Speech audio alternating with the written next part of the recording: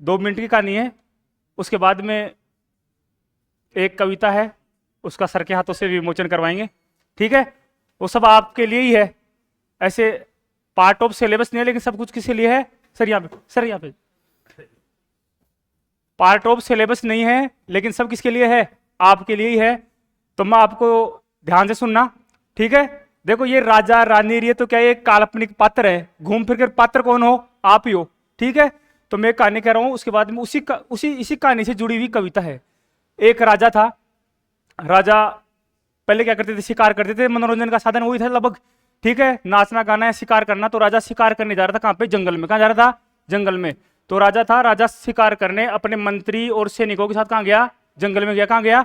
जंगल में शिकार करने गया। शिकार करते समय जब वह आगे जा रहा था, तो उसको कुछ रास्ते में एक बहुत ही नदी के पास क्या मिला? सुंदर पत्थर। क्या मिला? सुंदर और सुडोल पत्थर मिला। किसको? राजा को। राजा शिकार करने जा रहा था, जंगल में पहुंचा। जंगल में पहुंचने के बाद में एक नदी बह रही थी। क्या बह रही थी? नदी। नदी के पास उसको एक सुडोल पत्थर, सुडोल का मतलब समझते हो ना, सुंदर और जिसको रूप में ढाला जा सके, ऐसा पत्थर लगा उसको। उसको लगा कि इसी क्या बनाए? मूर्ति। क्या बनाए? मूर्ति। राजा को लगा कि इस पत्थर की बहुत ही आकर्षक मूर्ति बन सकती है। इस उद्देश्य को ध्यान में रखते हुए उसने उस पत्थर को उठाकर अपने मंत्री को बोला कि इस पत्थर को उठाकर आप कहां पहुंचाओ?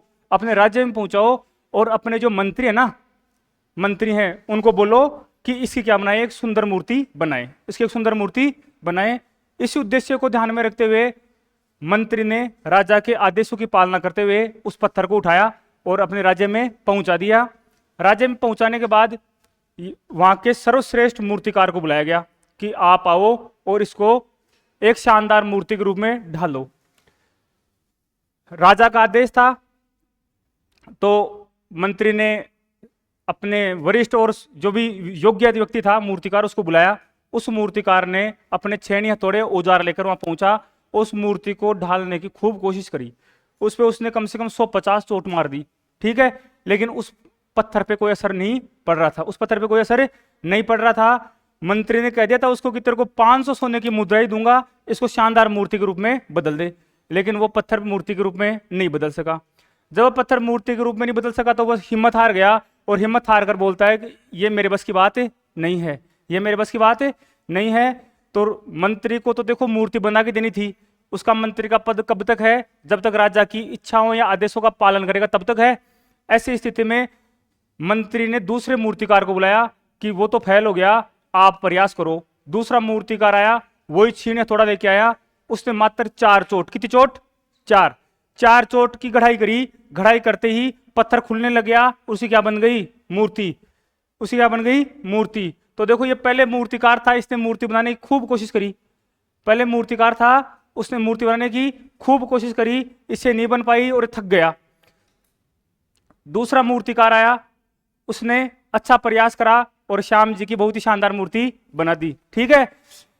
अब जो मूर्तिकार जिसने मूर्ति बनाई थी, वो ये सोच रहा था कि यार जो मेरे से पहले मूर्तिकार आया था, उसको मात्र कितनी चोट और मारनी थी? 4। कितनी मारनी थी? केवल 4 चोट मारनी थी। अगर वह अगर 4 चोट और मार लेता, अगर वह हारता नहीं, थकता नहीं, तो वह इस मूर्ति को कौन बनाता? वो बनाता। और सोने की जो 500 मुद्राएं हैं, सोने की जो 500 मुद्राएं, वो भी किसको मिलती? उसी मूर्तिकार को मिलती, ठीक है।